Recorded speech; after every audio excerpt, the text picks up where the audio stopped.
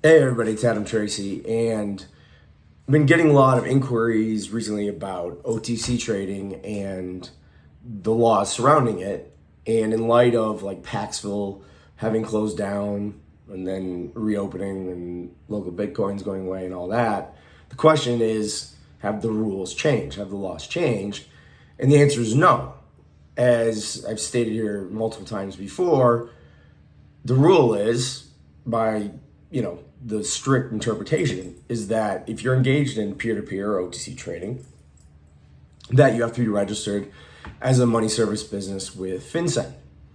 And that hasn't changed, but enforcement of that has, and mostly in the context of KYC and AML, because as you know, once you register as a money service business, that creates your obligation under the Bank Secrecy Act to conduct AML and KYC on your counterparties, together with a host of like reporting obligations and stuff like that, like CTR and SARs and everything.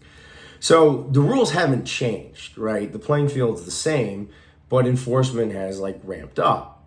And so as in my experience, most people nowadays, whether they're registered or not, are doing some indicia of KYC, maybe not to the extent that they are legally required to do it, but they're doing something. At least they have some idea about who they're actually dealing with. Maybe they're not confirming that identity or address like you should, but they're attempting to. So the rule remains the same. You should get registered. It doesn't necessarily cost anything, and you have to have the right policies and procedures in place, which there are about 23 of them that you should have. And as it relates to any state level legislation, there's always that crossover with New York being the BIT license, and basically anything you touch that's crypto inures you or obligates you to get the BIT license. And that holds true, but there's always means to sort of circumvent that depending on how you operate and like if your company is a non-New York entity and so on and so forth. So it's somewhat avoidable, but at the same time, it's something to be wary of, especially if like you have a physical counterpart in New York. Now, outside of New York, every state, with the exception of Montana, has a money transmitter license.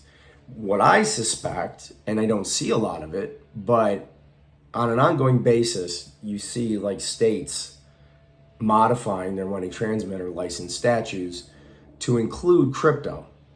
And the reason they're doing that is because those money transmitter licenses govern things like cryptocurrency exchanges, centralized exchanges, and wallet hosting and all that. So you want to start an exchange, you need to go get 50 money transmitter licenses. But in doing so, they're reclassifying the nature of crypto. And so as that continues to develop, I think long term, you could start triggering state money transmitter licenses. It's not necessarily there yet in all states, but in some states, it almost is. You just don't see a lot of enforcement on OTC traders because, in large part, it's hard to kind of identify, right? Like you're not running an exchange. Everything is like peer to peer. So it's really difficult to enforce that. But I think the way that legislation is being modified to accommodate something completely different, OTC traders could get swept up in it. But I don't think, and as like an immediate, issue, it's really that important, right? Because ultimately, if you think about it, like if you're doing, USDT for Bitcoin, vice versa, or fiat, there is a conversion in there, and that conversion language is what's being imparted into money transmitter license because they're classifying crypto not as legal tender, but a quasi form of payment, right? And that's what would trigger the money transmitter license obligation. But it's not there yet. So irrespective of everything that's happening, right? And like Paxville seemed to give people the most heartburn over. Paxville was just worried about facilitating money laundering and not being able to police who was on their own platform. That's why they came back and culled like 50% of their users.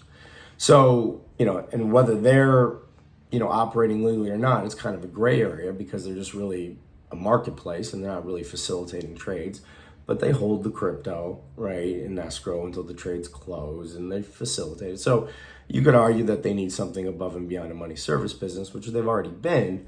But for your rank and file OTC trader, especially if you're of like more of an institutional size, the rules really haven't changed, but they're being enforced. So the best recommendation is to become registered as a money service business and do KYC. Because, and I look at it like this, one, with using SumSub or KYC 2020 or any of the AML KYC software programs, your effective cost to run a simple verification from anybody who's in like a major country is under $1. It's very minimal. So if you have big volume, then it makes sense, right? Because the cost it's not cost prohibitive. And for my part, I'd always be worried about the person who's from the sanctioned country. Maybe he gives you like, a passport or whatever, but the guy's in Iran, the guy's in Zimbabwe, the guy's in North Korea. Those are the things that even if me as a non-money service business wanted to sell them a pack of gum, right, to one of these sanctioned countries, I'm violating OFAC and there comes significant penalties with that, right? So, and that's not even part of being a money service business. That's just like for anybody. You can't do anything with sanctioned countries. And you see there's a great need and a lot of people get spoofed and wind up doing business with people that they legally can't. So that would be my concern, right?